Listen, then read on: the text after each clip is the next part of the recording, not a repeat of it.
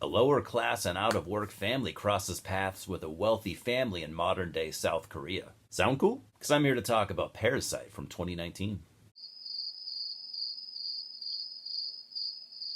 So, obviously, this film was a pretty big deal when it came out, and I really wanted to see it. Only took me 5 years, which for me, not too bad.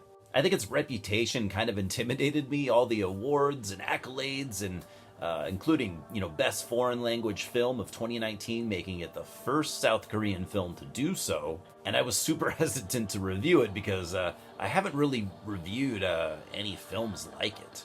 I mean, it's a fucking smart movie, and I'm kind of a dummy. Anyways, I'll do my best. So, Parasite was directed by Bong Joon, a director who has been showing the world that he's a force to be reckoned with for quite a while now. And I've only really seen one of his films prior to this, which was Host from 2006, which had some similar elements that Parasite had, and I really like this man's style.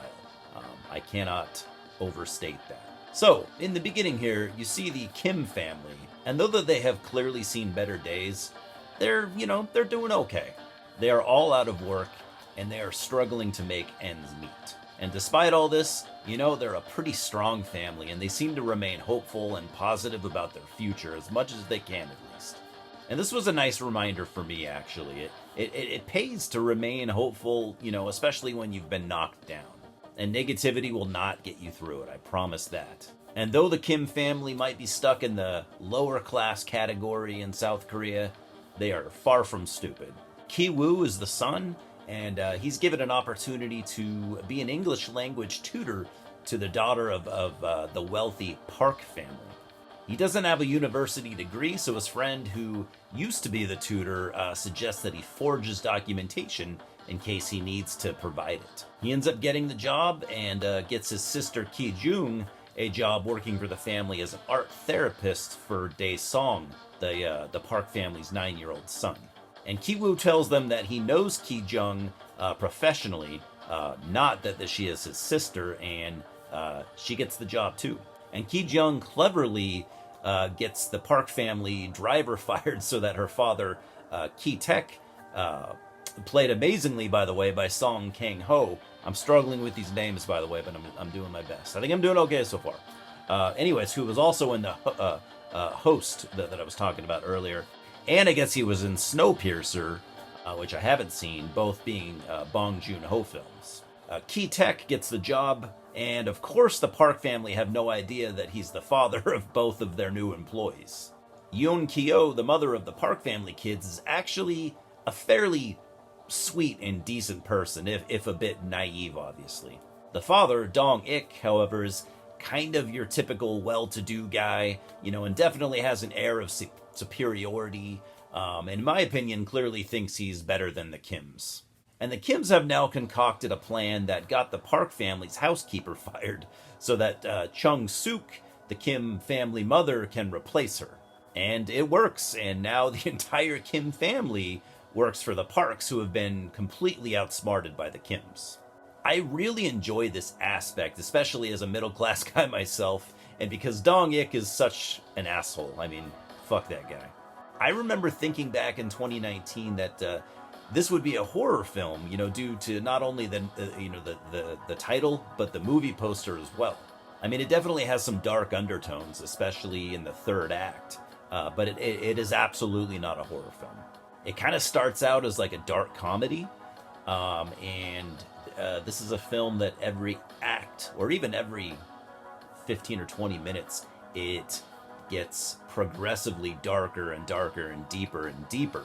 It's definitely got some drama elements. Overall, this is, I guess I would classify this as a drama, but whatever you want to call it, there's just tons of originality here that really helped put South Korea on the map, which was long overdue. I mean, there have been amazing South Korean films for decades now.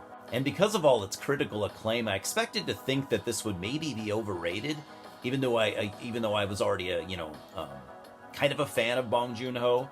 But after watching this movie now twice, I don't think it's even remotely overrated. We'll get to it, but spoiler alert, I do think this is an amazing film. And it's still such a new film for me, But I think that calling it a masterpiece would not be an exaggeration at all. And it's a film that demands repeat viewings. I mean, I watched it twice, and I'm really glad that I did. It'll be a while before I watch it again, but I'm sure I will at some point. And it demands your attention. I mean, it's just such a goddamn smart film. Almost too smart for this guy right here. And it's beautifully filmed, perfectly written, perfectly acted. I mean, every single actor here turns in a great performance, a perfect performance. Every single actor. There are no weak links whatsoever. It's quite amazing in that aspect, actually. And my favorite performance here would be that of Song Kang-ho.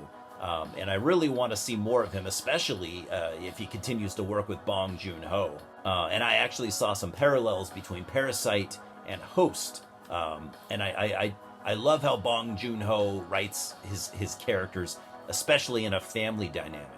I mean, honestly, I think this guy is just one of the best living directors, in my opinion. Just outstanding. So, though it's been 5 years since the release of Parasite, I'm still, going to keep this mostly spoiler-free, but I definitely need to address the underlying themes here.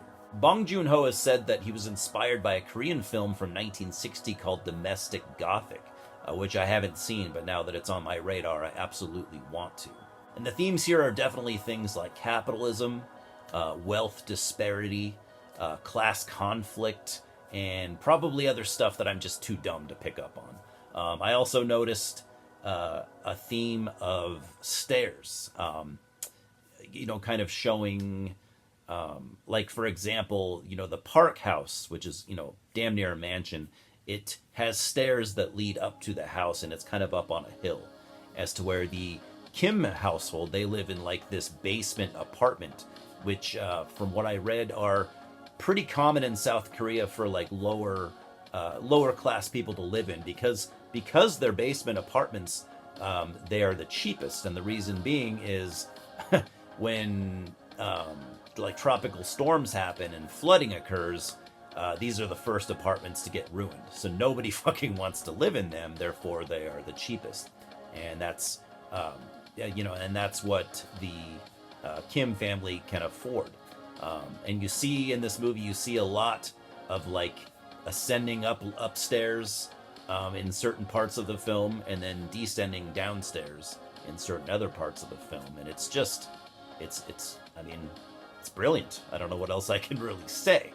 And some of the themes here are quite goddamn depressing, I gotta say. Like you can work hard for certain things that you will never have if you don't know the right people.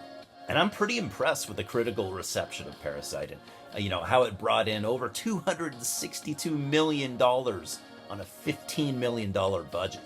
Just amazing. I think it's fair to say that I thought it was an amazing film, and the world needs more of this level of quality. This was art created by artists, not a product to be digested and forgotten.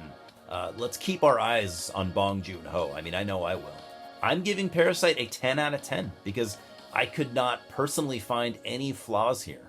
I'd recommend it to anyone who truly loves cinema. Cheers, guys.